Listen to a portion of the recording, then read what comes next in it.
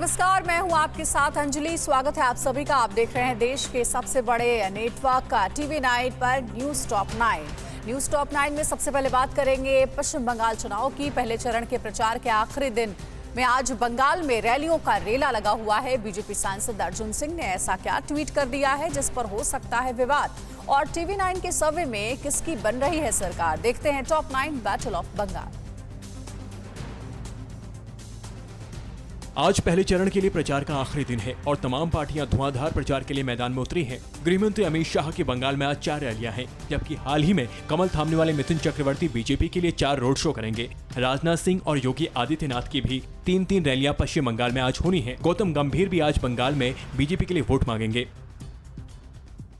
पहले चरण के प्रचार के आखिरी दिन ममता बनर्जी 4 रैलियां कर रही हैं। ममता आज साउथ 24 परगना में 2 और पश्चिम मेदिनीपुर में 2 रैलियां करेंगी। पहले चरण में बंगाल की 30 और असम की 47 सीटों पर 27 मार्च को मतदान होगा। खास बात यह है कि पहले चरण में जिन सीटों पर मतदान हो रहा है उनमें से ज्यादातर पिछले चुनाव में टीएमसी के पास थी। पश्चिम बंगाल में टीएमसी सबसे बड़ी पार्टी बनती हुई नजर तो आ रही है, लेकिन बहुमत जुटाना आसान नहीं लग रहा। TV9 भारतवर्ष के ओपिनियन पोल में ममता की पार्टी को 146 सीटें मिलती दिख रही हैं, जबकि बीजेपी 122 सीटों के साथ कड़ी टक्कर दे रही है। कांग्रेस और लेफ्ट के गठबंधन को 23 और अन्य के खाते में सिर्फ 3 सीटें जाती हुई दिख रही हैं। TV9 भारतवर्ष के सर्वे में नंदीग्राम सीट पर टीएमसी आगे नजर आ रही है। हमारे सर्वे में 46% लोगों ने नंदीग्राम से ममता की जीत की बात कही है, तो वहीं बीजेपी के शुवेंदु पर 36.1% लोगों ने जीत का दाव लगाया। 10% लोगों ने नंदीग्राम से कांग्रेस, लेफ्ट और ISF गठबंधन की जीत के पक्ष में अपनी राय दी। मुख्य चुनाव आयुक्त सुनील अरोड़ा ने कहा है कि उत्तर बंगाल में हर निर्वाचन क्षेत्र पर चुनाव आयोग की नजर है।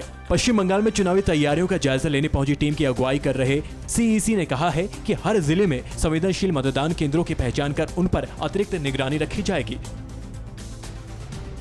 बीजेपी सांसद अर्जुन सिंह ने एक ट्वीट के जरिए ममता और मुस्लिमों को टारगेट करने के लिए बड़ी विवादित टिप्पणी की है। अर्जुन सिंह ने ट्वीट के साथ एक वीडियो जारी किया है जिसमें लोग रेल पटरियों पर नमाज पढ़ते हुए दिखाए गए हैं। अर्जुन सिंह ने लिखा है कि बंगाल के लोग अभी नहीं समझे तो 2 मई के बाद ऐसा दृश्य आपकी गली मोहल्ले में दिखेंगे।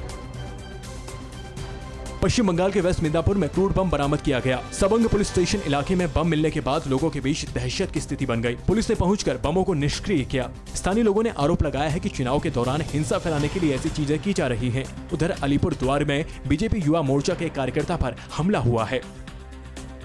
मुर्शिदाबाद में रेलवे स्टेशन पर किए गए बम धमाके के सिलसिले में NIA की टीम ने मोहन साह के नाम के शख्स के ठिकानों को रेड किया है। स्टेशन पर किए गए धमाके में ममता सरकार के मंत्री जाकिर हुसैन समेत 22 लोग घायल हो गए थे। तब मंत्री जाकिर हुसैन रात के करीब 10 बजे ट्रेन पर चढ़ने का इंतजार कर रहे थे। कोलकाता के अगरपारा इलाके में 45 लाख रुपया कैश बरामद हुआ है। ये बरामदगी ATS की टीम ने की है। अनुमान लगाया जा रहा है कि इन पैसों का इस्तेमाल गलत तरीके से चुनाव में करने के लिए लाया गया था। उधर सुरजीतपुर कायस्थ को चुनाव आयोग ने स्टेट सिक्योरिटी एडवाइजर पद से हटा दिया है। TV9 भारतवर्ष पोल स्ट्रैट सर्वे में असम में एक बार फिर NDA की सरकार, केरल में बीजेपी की घोषणा पत्र में क्या है, तमिलनाडु में DMK ने क्या बड़ी रणनीति बनाई है। राज्यों के चुनाव से जुड़ी खबरों के लिए देखिए टॉप 9 21 का राज्याभिषेक। असम में एक बार फिर NDA राज। TV9 भारतवर्ष पोल स्ट्रेट सर्वे में असम में NDA के पक्ष में 45% वोटर जा सकते हैं, तो UPA के खाते में 39% मतदाता जाने का अनुमान है, तो अन्य उम्मीदवारों को 15% वोट मिलने का अनुमान है।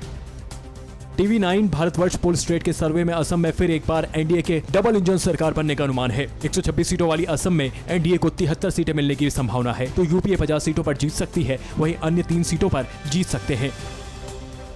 असम की बाजी जीतने के लिए कांग्रेस अपना पूरा जोर लगा रही है। इसी कड़ी में छत्तीसगढ़ के मुख्यमंत्री भूपेश बघेल ने डिब्रूगढ़ में एक रोड शो किया। इस दौरान भूपेश बघेल ने पार्टी उम्मीदवार को जिताने की अपील की। 126 सदस्यीय असम विधानसभा के लिए 3 चरणों में चुनाव कराए जा रहे हैं। असम में मतदान 27 मार्च, 1 अप्रैल और 6 अप्रैल को होंगे। तमिलनाडु में सत्ता पाने के लिए DMK पूरा जोर लगा रही है। पार्टी के मुखिया MK स्टालिन लगातार ताबड़तोड़ रैलियां कर रहे हैं। थिरुपुलियर में स्टालिन ने चुनाव प्रचार किया। इस दौरान स्टालिन के साथ कनिमोझी भी थी। कनिमोझी ने अरियालूर में भी चुनाव प्रचार किया। बीजेपी ने केरल विधानसभा चुनाव के लिए अपना घोषणा पत्र जारी कर दिया है। घोषणा पत्र में सबरीमाला और लव जिहाद पर कानून बनाने का वादा किया गया है। इसके अलावा घोषणा पत्र में BPL परिवारों को 6 सिलेंडर, हाई स्कूल स्टूडेंट्स को लैपटॉप, भूमिहीन SC/ST को 5 एकड़ जमीन, भूख मुक्त केरल जैसे अन्य चीजों को शामिल किया गया है। अमित शाह ने बुधवार को केरल में धुआंधार प्रचार किया। इस दौरान उन्होंने कहा कि अब केरल में बदलाव की बयार बह रही है, क्योंकि एलडीएफ और यूडीएफ की सरकारों ने केरल को भ्रष्टाचार का अड्डा बना दिया है। अमित शाह ने कांग्रेस को कंफ्यूज पार्टी बताया। डीएमके मुखिया स्टालिन के बेटे उदयनिधि स्टालिन लगातार चुनाव प्रचार करके पार्टी के पक्ष में माहौल को करने के लिए जी जान से जुटे हुए हैं। उदयनिधि स्टालिन ने कन्याकुमारी में चुनाव प्रचार किया और इस दौरान उदयनिधि ने पार्टी के प्रत्याशी के लिए जनता से समर्थन मांगा। उदयनिधि खुद चेन्नई के चेपक थिरुवल्लिकेनी सीट से चुनाव लड़ रहे हैं। तमिलनाडु में ओवैसी दिनाकरन की पार्टी के साथ गठबंधन करके चुनावी मैदान में ताल ठोक रही है। वेल्लोर और तिरुपत्तूर में ओवैसी और दिनाकरन एक चुनावी रैली में शामिल हुए। इस दौरान ओवैसी ने दावा किया कि तमिलनाडु में टीटीवी दिनाकरन की अगुवाई वाला महागठबंधन तीसरा राजनीतिक विकल्प बनकर उभरेगा। कांग्रेस को एक के बाद एक झटके लग रहे हैं। कांग्रेस को अब तेलंगाना में बड़ा झटका लगा है। तेलंगाना के वरिष्ठ कांग्रेस नेता मोहन राव पाटिल बीजेपी में शामिल हो गए हैं। राष्ट्रीय महासचिव और तेलंगाना प्रभारी तरुण चुग ने पार्टी मुख्यालय में उन्हें पार्टी में शामिल कराया। महाराष्ट्र के सीएम उद्धव ठाकरे की नींद गायब है, लेकिन उन्होंने जुबान बंद रखी है। बैठकों का दौर जारी है। उगाही के आरोपों से लगे दाग को मिटाने की छटपटाहट है। महाराष्ट्र में कथित वसूली से जुड़ी खबरें देखिए। टॉप 9 महाअघाड़ी पर संकट में। लड्डर कांड के बाद पहली बार सीएम उद्धव के आवास पर कैबिनेट की बैठक हुई। बैठक देर रात तक चलती रही। इसमें सरकार के सभी मंत्री शामिल हुए। बताया जा रहा है कि बैठक में सरकार पर आए संकट के खिलाफ आक्रमण काउंटर अटैक की योजना बनाई गई है। इससे पहले दिन नए पुलिस कमिश्नर हेमंत नागरले महाराष्ट्र के गृह मंत्री अनिल देशमुख के घर पहुंचे और दोनों के बीच मौजूदा हालात पर चर्चा हुई। उगाही के आरोप में घिरे महाराष्ट्र के गृह मंत्री अपने बचाव में हाथ पांव मार रहे हैं। अनिल देशमुख ने ट्वीट कर कहा है कि परमबीर सिंह की ओर से मुझ पर लगाए गए आरोपों की जांच करवाकर दूध का दूध पानी का पानी करने की मांग मैंने मुख्यमंत्री से की है। अगर वह जांच का आदेश देते हैं तो मैं उनका स्वागत करूंगा। देशमुख ने ट्वीट के आखिर में सत्यमेव जयते लिखा है।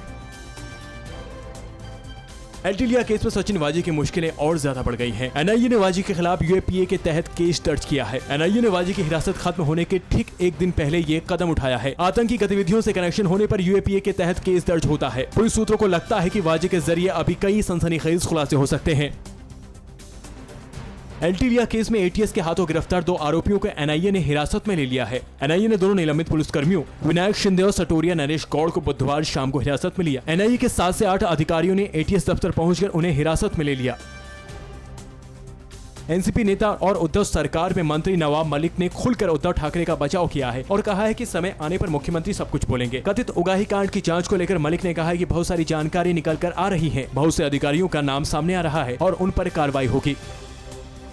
सुप्रीम कोर्ट ने मुंबई के पूर्व पुलिस कमिश्नर परमबीर सिंह को बेरंग वापस लौटा दिया। उद्धव सरकार के खिलाफ परमबीर की याचिका पर सुप्रीम कोर्ट में जस्टिस कौल की बेंच ने उनके वकील मुकुल रोहतगी से कहा कि वे सीधे सुप्रीम कोर्ट क्यों आ गए। सर्वोच्च अदालत ने कहा कि उन्हें पहले बॉम्बे हाई कोर्ट जाना चाहिए। अनिल देशमुख विवाद में बीजेपी नेता किरीट सोमैया भी कूद पड़े हैं। किरीट सोमैया ने ईडी ऑफिस पहुंचकर महाराष्ट्र के गृह मंत्री अनिल देशमुख और सचिन वाजे के खिलाफ शिकायत दर्ज कराई। सोमैया ने कहा कि पूरे फाइनेंशियल ट्रांजैक्शन की जांच होनी चाहिए, क्योंकि मामला काफी बड़ा है। महाराष्ट्र कांग्रेस का कहना है कि उद्धव सरकार पर बेबुनियाद आरोप लगाए जा रहे हैं और इसके पीछे कोशिश सरकार को बदनाम करने की है। महाराष्ट्र कांग्रेस के अध्यक्ष नाना पटोले ने कहा है कि आज शाम पार्टी के सीनियर नेता उद्धव ठाकरे की अगुवाई में गवर्नर से मुलाकात करेंगे और अपनी बातें उनके सामने रखेंगे।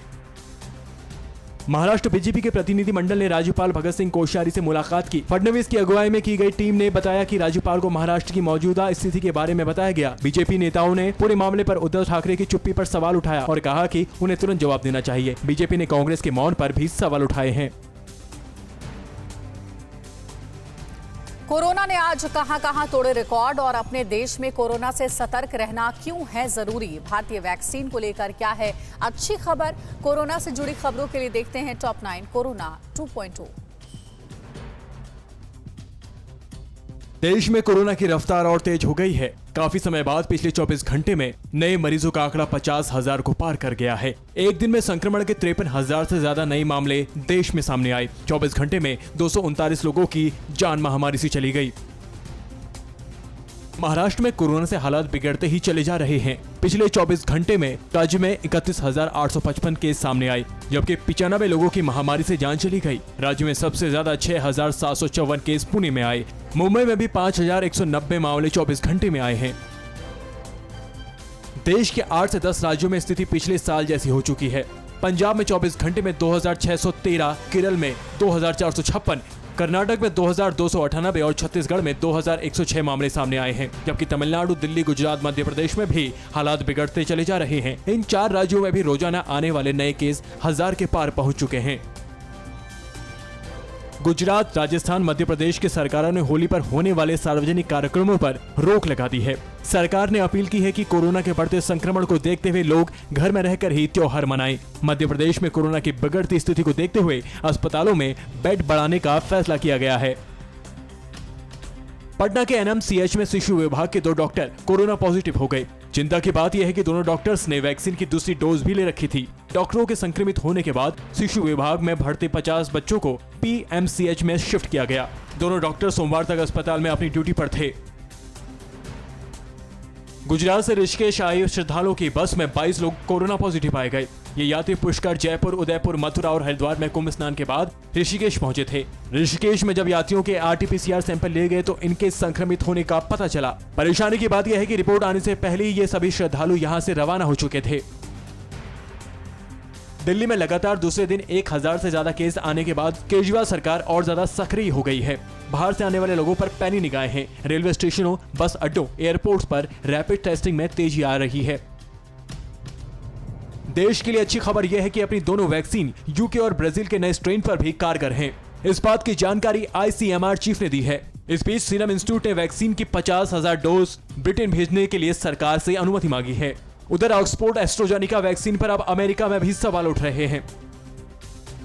ब्राजील में 24 घंटे में 1832 कोरोना संक्रमित मरीजों की मौत हो गई, जबकि जर्मन चांसलर कोरोना के नए विस्फोट के मद्देनजर इमरजेंसी बैठक बुलाई है। बेल्जियम में नए सिरे से लॉकडाउन लगा दिया गया है। यहां 4 सप्ताह के लिए स्कूल और बाजार बंद किए गए हैं। ट्यूलिप गार्डन को लेकर प्रधानमंत्री मोदी ने क्या अपील की है, किन शर्तों के साथ निजामुद्दीन मरकज खोलने की इजाजत मिली है और मध्य प्रदेश में रात में कहां लगी भीषण आग। देश की अहम खबरों के लिए देखते हैं टॉप 9 राष्ट्र। एशिया का सबसे बड़ा ट्यूलिप गार्डन 2 साल बाद आज से लोगों के लिए खुल रहा है। पीएम मोदी ने ट्वीट कर अपील की है कि जब भी आपको मौका मिले तो जम्मू कश्मीर की यात्रा जरूर करें और यहाँ के सुंदर ट्यूलिप गार्डन का दर्शन करें। साथ ही आप जम्मू कश्मीर के लोगों के गर्मजोशी से भरी मेहमान नवाजी का भी लुत्फ उठाएंगे। भारी हंगामे के बीच जीएनसीटीडी संशोधन विधेयक 2021 बुधवार को राज्यसभा से भी पारित हो गया। विधेयक को लेकर राज्यसभा में जमकर हंगामा हुआ और विपक्षी दलों ने इसे संविधान के खिलाफ बताते हुए सदन से वॉकआउट किया। इससे पहले ये विधेयक 22 मार्च को लोकसभा में पारित हो चुका है। दिल्ली के मुख्यमंत्री अरविंद केजरीवाल ने ट्वीट कर इसे लोकतंत्र के लिए दुखद दिन बताया।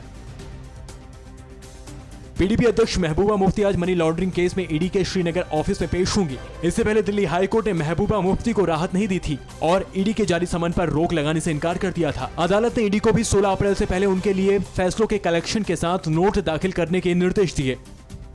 यमुना नदी में प्रदूषण को लेकर दिल्ली जल बोर्ड की याचिका पर आज सुप्रीम कोर्ट में सुनवाई होगी। जल बोर्ड ने अपनी अर्जी में हरियाणा सरकार को निर्देश देने की मांग की है। हरियाणा यमुना नदी में प्रदूषित और बिना ट्रीटमेंट के पानी न बहाए। इसके अलावा दिल्ली के लिए उचित मात्रा में पानी रिलीज करे।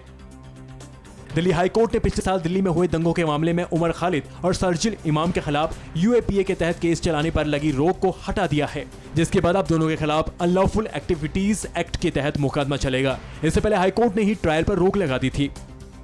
दिल्ली हाईकोर्ट ने शब बारात और रमजान को देखते हुए शर्तों के साथ निजामुद्दीन मरकज खोलने की इजाजत दे दी है। कोर्ट ने मरकज को 50 लोगों की क्षमता के साथ खोलने की अनुमति दी है। पिछले साल हुई तबलीगी जमात के बाद दिल्ली पुलिस ने आपदा कानून और वीजा नियमों का उल्लंघन करने के आरोप में मरकज को बंद कर दिया था। Justice N V Ramana supreme court के अगले मुख्य न्यायाधीश होंगे। सीजेआई जस्टिस एसएस बोबड़े ने अपने उत्तराधिकारी के तौर पर जस्टिस रमन्ना के नाम की सिफारिश की है। सीजेआई बोबड़े 23 अप्रैल को रिटायर हो जाएंगे। अगर सरकार बोबड़े की सिफारिश मानती है तो 24 अप्रैल को जस्टिस रमन्ना देश के 48वें सीजेआई के रूप में शपथ लेंगे। मध्य प्रदेश के दमोह में देर बस स्टैंड पर आग लगने की वजह से 7 बसें जलकर खाक हो गई, जबकि आग की वजह से 4 बसों को मामूली नुकसान पहुंचा है। दमकल की कई गाड़ियों ने घंटों की मशक्कत के बाद आग पर काबू पाया। पुलिस के मुताबिक आग लगने की वजह का अब तक पता नहीं चल पाया है। फिल्म गंगूबाई कठियावाड़ को लेकर बॉलीवुड एक्ट्रेस आलिया भट्ट, संजय लीला भंसाली और फिल्म के लेखक को मुंबई के कोर्ट ने समन जारी किया है और सभी को एक साथ 21 मई को कोर्ट में पेश होने के निर्देश दिए हैं। याचिकाकर्ता बाबूराव शाह का आरोप है कि फिल्म की वजह से उनके परिवार की बदनामी हो रही है। आगे बढ़ते, कहां दारोगा की गोली मारकर हत्या कर दी गई, कहां सैनिटाइजर पीने से 3 लोगों की मौत हो गई, छेड़खानी से तंग आकर कहां मां बेटी ने दे दी जान, और मुरादाबाद में प्रशासनिक टीम पर किसने किया पथराव। राज्यों से जुड़ी अहम खबरों के लिए देखते हैं टॉप 9 देश प्रदेश। आगरा में दरोगा की हत्या से हड़कंप मच गया है। 2 भाइयों के खेत का विवाद सुलझाने पहुंचे एसआई प्रशांत कुमार यादव की गोली मारकर हत्या कर दी गई। बताया जा रहा है कि आरोपी ने दरोगा प्रशांत कुमार यादव के गर्दन में गोली मारी। आरोपी विश्वनाथ की धरपकड़ के लिए पुलिस ने कई टीमें बनाई हैं। मध्य प्रदेश के भोपाल में सैनिटाइजर पीने से 3 भाइयों की मौत हो गई। कोरोना को रोकने के लिए 21 मार्च यानी रविवार को भोपाल में लॉकडाउन लगा था। शराब की दुकानें भी बंद थी। शराब नहीं मिलने के कारण 3 भाइयों ने सैनिटाइजर पी लिया, जिससे तीनों की मौत हो गई। यूपी के गोंडा में सनसनीखेज मामला सामने आया है। बेलसर में एक युवक की छेड़खानी से तंग आकर मां बेटी ने अपनी जान दे दी। दोनों का शव पेड़ से लटका हुआ पाया गया। परिजनों का आरोप है कि दमक युवक लगातार युवती के साथ छेड़खानी की घटना को अंजाम दे रहा था। पुलिस ने आरोपी को गिरफ्तार कर लिया है। निकिता तोमर हत्याकांड में फरीदाबाद फास्ट ट्रैक कोर्ट ने तौसीफ और उसके दोस्त रेहान को दोषी ठहराया है। वहीं तीसरे आरोपी अजरुद्दीन, जिसने हथियार की सप्लाई की थी, उसे कोर्ट ने बरी कर दिया है। कोर्ट ने अब 26 मार्च को दोषियों की सजा पर बहस सुनेगी। 26 अक्टूबर 2020 को बल्लभगढ़ में निकिता की गोली मारकर हत्या कर दी गई थी। मुरादाबाद में सरकारी जमीन को कब्जा मुक्त कराने गई टीम पर लोगों ने पथराव कर दिया। पथराव से अफरा तफरी मच गई। जेसीबी मशीन को तोड़ दिया गया। बताया जा रहा है कि पाकपड़ा सेक्टर 5 में करीब 10 बीघा सरकारी भूमि है। 3 दिन पहले मुआयने के बाद पता चला कि सरकारी भूमि पर अवैध अतिक्रमण हो रहा है। उसी को हटाने गई टीम पर लोगों ने हमला कर दिया। मध्य प्रदेश के सतना में 3 करोड़ और 3 किलो सोने की लूट से हड़कंप मच गया। बताया जा रहा है कि शिवपुरा गांव में डॉक्टर राजीव पाठक के फार्म हाउस पर डकैतों ने धावा बोलकर इस लूट को अंजाम दिया। लूट के वक्त फार्म हाउस पर सिर्फ एक चौकीदार मौजूद था। इंदौर के एमजी रोड थाना क्षेत्र में बदमाशों ने एक व्यक्ति से 12 लाख रुपए लूट लिए। स्थानीय लोगों ने लुटेरों को पकड़ने के लिए पीछा किया, लेकिन तंग गलियों की वजह से वो नाकाम रहे। सीसीटीवी फुटेज के आधार पर अब पुलिस लुटेरों की धर दबोचने की कोशिश शुरू कर दी है। झारखंड के लोहरदगा में जंगल से भटककर एक हिरन शहर में घुस गया और भागने के दौरान वो हिरन एक कुएं में गिर गया। मौके पर वन विभाग की टीम पहुंची और स्थानीय लोगों की सहायता से हिरन को कुएं से बाहर निकाल लिया गया। स्वास्थ्य जांच के बाद हिरन को वापस जंगल में जाकर छोड़ दिया गया।